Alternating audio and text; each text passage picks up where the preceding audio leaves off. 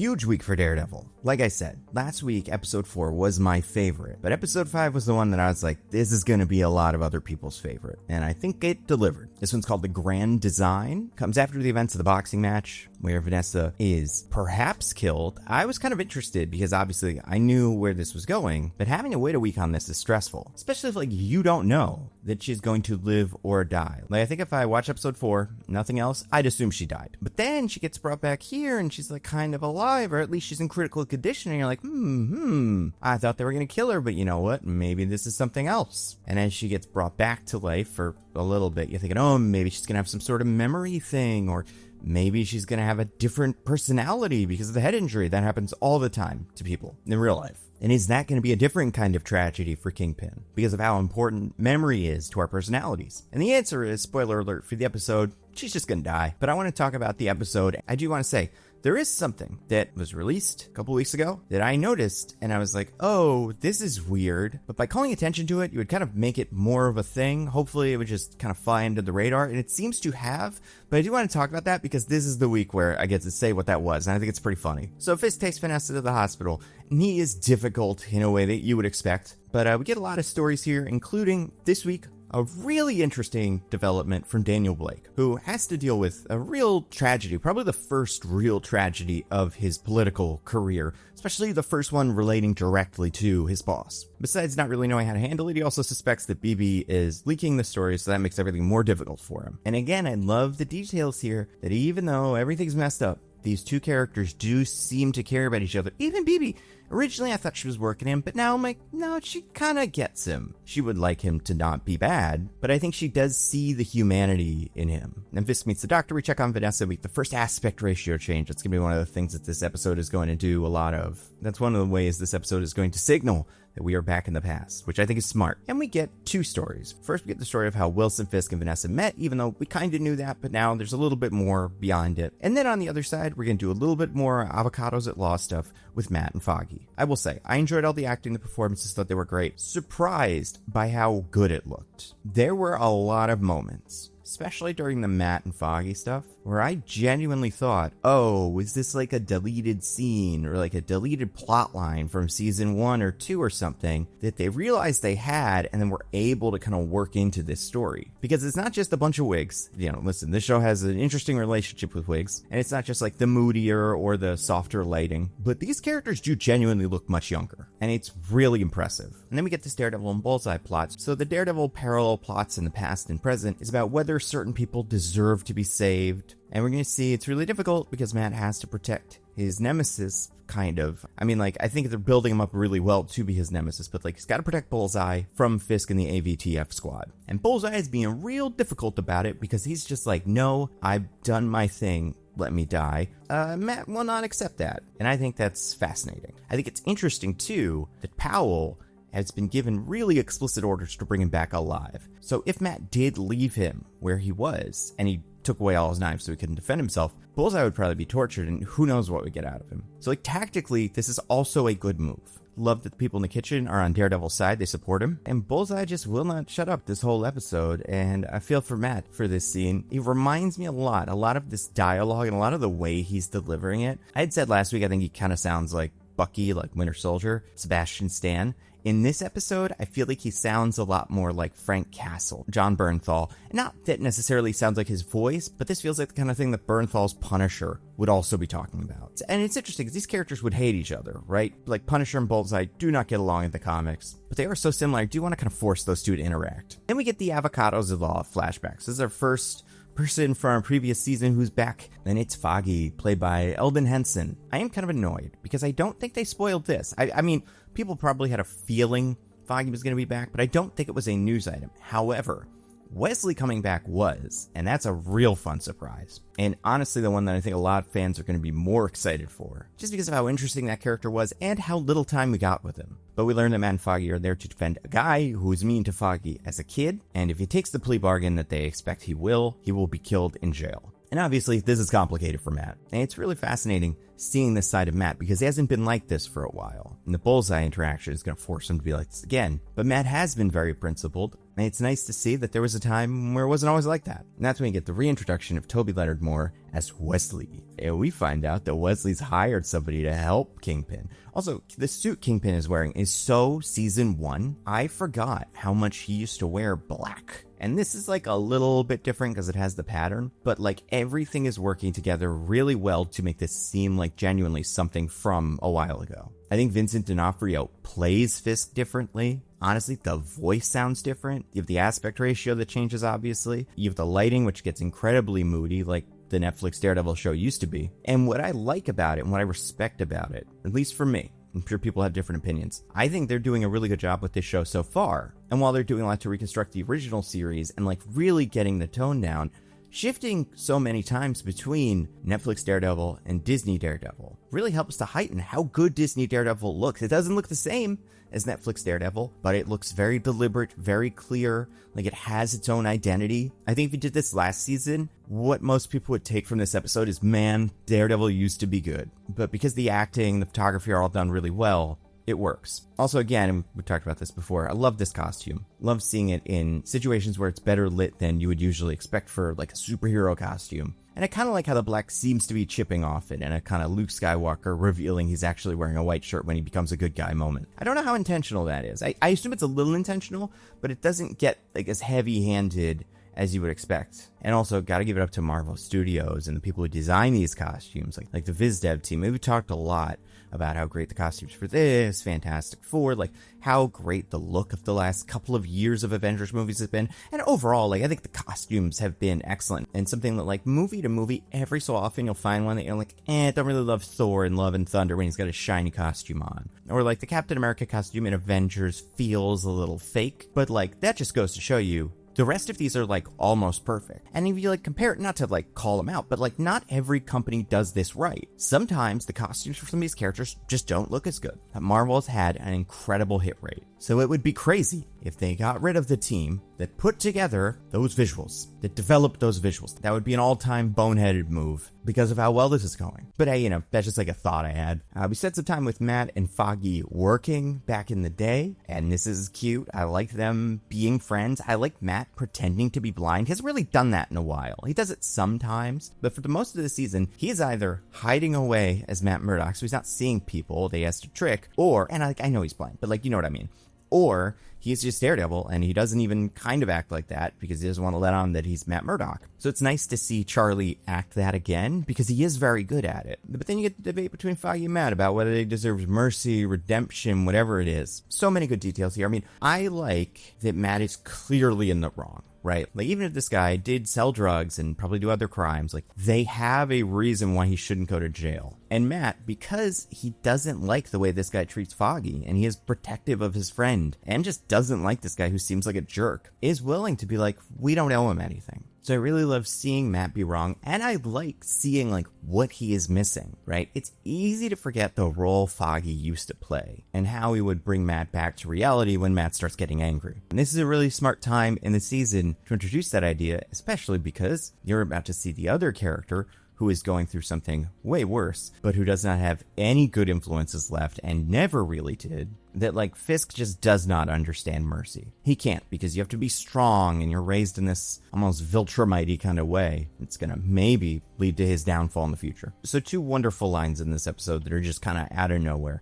First of all, Wesley is suggesting that Fisk buy some Bitcoin. Now, and I am not a Bitcoin guy, so I know very little about Bitcoin. 2015, that's when the first season of Daredevil takes place, which means it's 10 years ago, which is wild. Bitcoin is trading at $300, is currently worth $70,000. Very funny that Wesley doesn't buy into it, and it's good. Another reason why you gotta like Wesley, because even though Bitcoin might be worth money, like it's a weird investment to make. Also, in the Marvel Cinematic Universe, we don't know if Bitcoin turned out well. I don't think we've seen Bitcoin, but like I can see a world where Rocket Raccoon exists and where the blip exists, and maybe Bitcoin just flattened out. So maybe it's actually good advice on a moral and on a financial level from Wesley. Then we get the little joke from Matt about how he doesn't not like feet. Listen, not my cup of tea, but also Daredevil very early on the let's not make fun of anybody's kinks train, and I appreciate that. Like, obviously, Matt's not perfect. He's maybe gonna let this guy go to jail, but at least he doesn't yuck anybody's yums, so he's a good guy. Also, with the Daniel Blake plotline,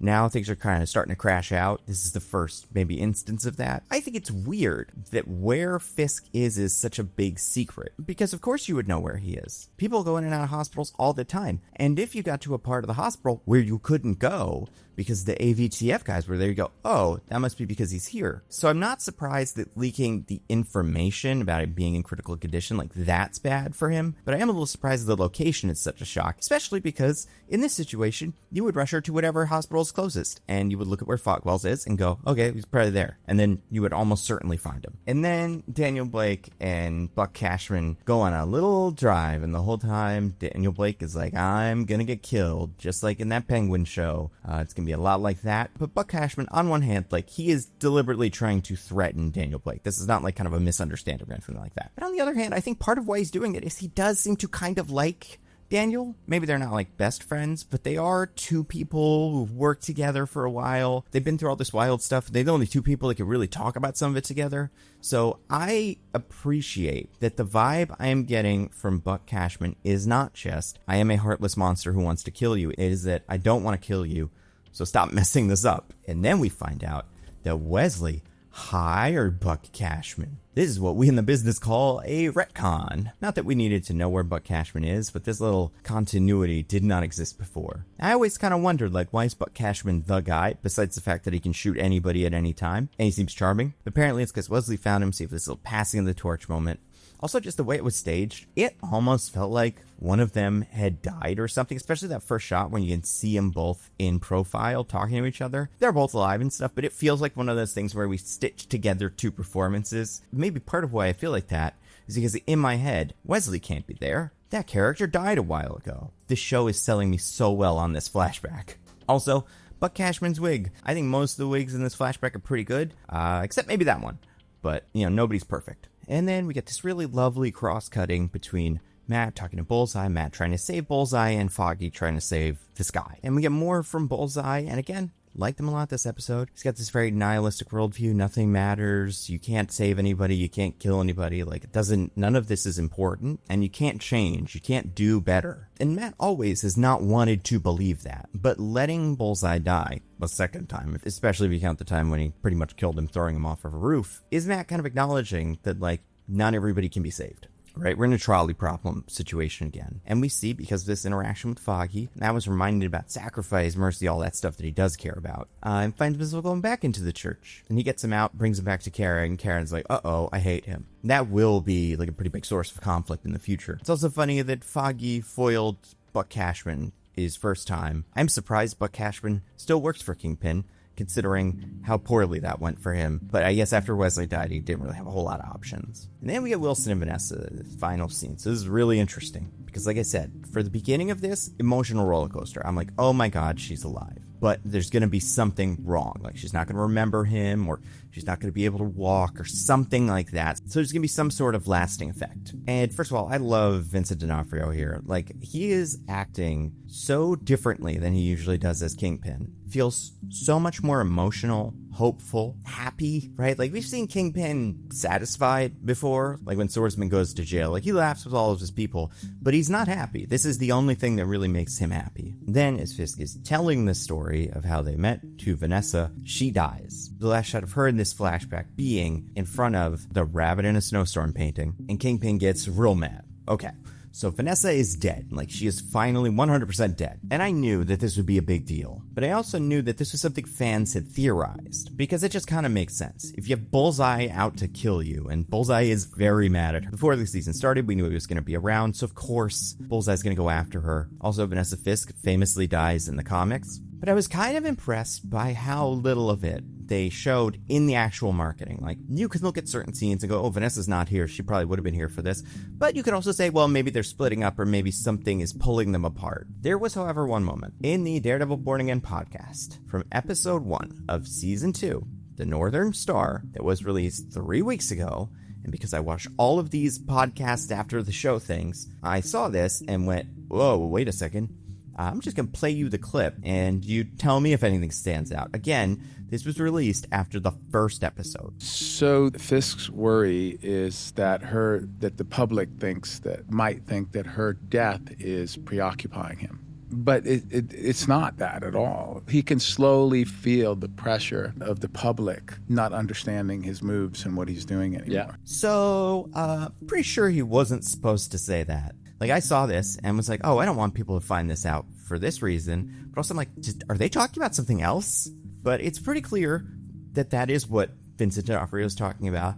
The way you can kind of tell is Charlie Cox's expression afterwards is kind of like, wait, did you just say that? Are we talking about that now? Because I don't think we should. But I guess everything kind of went forward and they kind of forgot about it. I imagine whoever edits this podcast has not seen all of the show because it's just some podcast editor, a video editor who kind of knows what's going on and assumes whatever the actors are saying is what they're supposed to be saying. Like, they're not going to spoil things further on in the series. I remember when this came out, almost wanting to go like, hey, Marvel, you might want to take this down and mess with it. But then that would get it more attention. I do think it's pretty funny because you can see a couple people in the comments figuring this out. Jack Webb 9620 highlights it and says, who is he talking about? But I think it's really interesting that besides that didn't take off. That was not something that was publicized. And I appreciate that. Maybe people saw it and knew what was coming and decided to keep the secret. And just goes to show you the Daredevil community is cool. And then also, you get to add Vincent D'Onofrio to the Tom Holland and Mark Ruffalo Mount Rushmore of people who just casually leak Marvel secrets. Only because this one is so out of nowhere. Like a completely unforced error. And I love Vincent D'Onofrio. It's gotta be really hard remembering all of this stuff.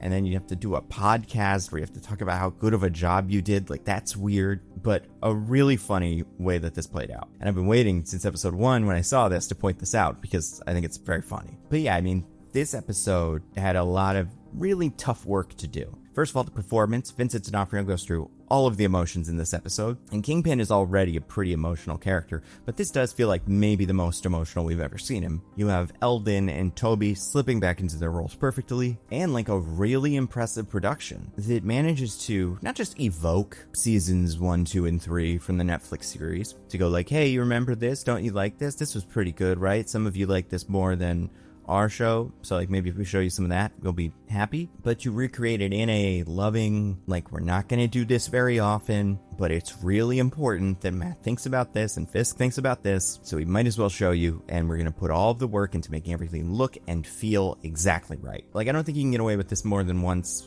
a season, probably not even once every 2 seasons. Although I do think the fan reaction to this episode is going to be super positive, so we'll see. But yeah, and then at the same time, I really enjoyed the stuff that was just going on in this episode. If you didn't even do any of the past stuff, if this was just Daredevil and Bullseye and Daniel and Buck, I would find that interesting. I'd find that compelling because of how interesting these characters are and how much just everything is working. It's really impressive. So next week, episode 6, and it's called Requiem. If you look at the IMDb page, it tells you something about who's in it maybe, and this is a fun one.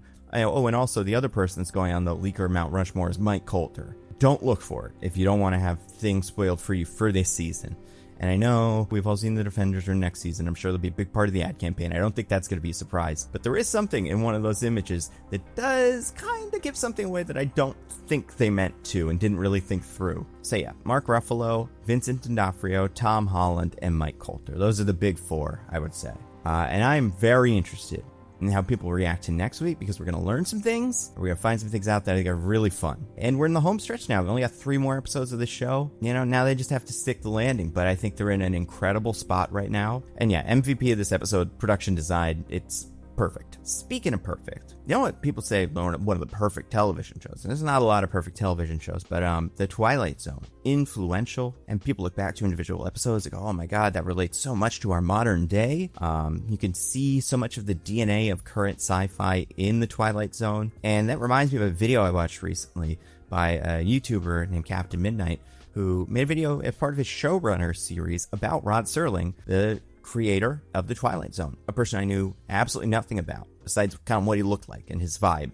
But like, I didn't even know his name. I thought his name was Rod Serling this whole time, but it's not. It's Serling, which is fine. Other people I talked to had the same misconception, but he did have a really interesting story that led to a really interesting philosophy that led to a really interesting television show that we still talk about today. If you want to watch that video, learn all about that, along with all my videos, early and ad-free, and tons of other exclusive videos, you should check out this video sponsor, Nebula. Nebula is, say it with me, a subscription streaming service that I and a bunch of other really cool people helped create. Nebula has evolved so much over the last 7 years. Sure, you can still watch all my videos early and ad-free. You can watch videos by a bunch of other creators you probably already love. But one of the most exciting things about Nebula is our original programming. Tom Scott has a new series called England, where he goes to every English county to find something interesting. You should check out this first episode where Tom Scott goes to Leicestershire and he visits a bell making factory. You see the entire process, learn how bells are made, and it is not how you would expect, especially since this bell making factory is hundreds of years old and they're still working with some of the same techniques from a century ago. Tom Scott even gets to use a sledgehammer to break one of the bells a little, because shockingly, it's hard to do. It's hard to use a sledgehammer to break an enormous bell. And each episode of England is going to be on Nebula for a week before it goes anywhere else. On top of that,